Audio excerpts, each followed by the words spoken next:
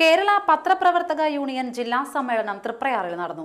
നാട്ടിക ഗ്രാമപഞ്ചായത്ത് ഹാളിൽ ചേർന്ന സമ്മേളനം ടി.എൻ. പ്രതാപൻ എം.എൽ.എ. ഉദ്ഘാടനം ചെയ്തു.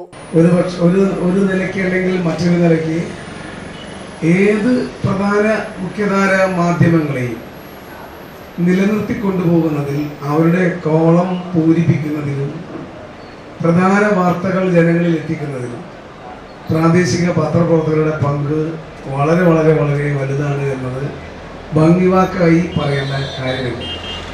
ഓരോ ദിവസവും ചെറിയ പത്രമായാലും ഈവനിങ് പത്രങ്ങളായാലും വലിയ പത്രങ്ങൾ ഏറ്റവും കൂടുതൽ സർക്കുലേഷനുള്ള പത്രങ്ങളായാലും അവയെല്ലാം എടുത്ത് നോക്കിയാൽ മനസ്സിലാകും അവയിൽ വരുന്ന വാർത്തകളിൽ നല്ലൊരു പങ്കും പ്രാദേശിക പത്രപ്രവർത്തകന്മാർ നൽകുന്ന വാർത്തകളാണ്.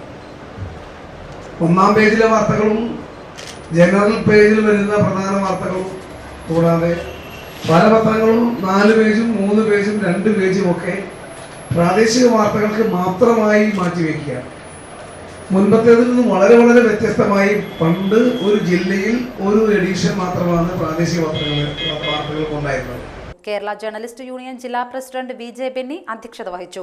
എം.എൽ.എമാരായ ഗീതാ ഗോപി, പി.എ. മാധവൻ, നാട്ടിക ഗ്രാമപഞ്ചായത്ത് പ്രസിഡന്റ് അനിൽ പുളിക്കൻ, ജില്ലാ പഞ്ചായത്ത് അംഗം C M. Noushad, Manappuram group M D. V P. Nandakumar എന്നിവർ മുഖ്യാതിഥികളായിരുന്നു. കെ.ജെ.യു. സംസ്ഥാന president U. Vikraman, general secretary Anil Biswas, treasurer E M. Babu, ഭാരവാഹികളായ ജോസ് ചൊവ്വന്നൂർ, വിജെ ജോജി തുടങ്ങിയവർ സംസാരിച്ചു. തുടർന്ന് നടന്ന പ്രതിനിധി സമ്മേളനത്തിൽ അനിൽ ബിശ്വാസ് സംഘടനാ റിപ്പോർട്ട് അവതരിപ്പിച്ചു. ജില്ലാ സെക്രട്ടറി ഇ.പി. രാജീവ് റിപ്പോർട്ടും ട്രഷറർ സുരേഷ് എടക്കുന്നി വരവ് ചെലവ് കണക്കുകളും അവതരിപ്പിച്ചു. ചർച്ചയും പുതിയ ഭാരവാഹികളുടെ തെരഞ്ഞെടുപ്പും നടത്തി. ജില്ലാ വൈസ് പ്രസിഡന്റ് ജോസ് താടിക്കാരൻ, മേഖലാ ഭാരവാഹികളായ കെ.ആർ. മധു, ടി.വി. സദാശിവൻ, എൻ.ജി. ജഗത്, എം.എസ്. സജീഷ് തുടങ്ങിയവരും പങ്കെടുത്തു.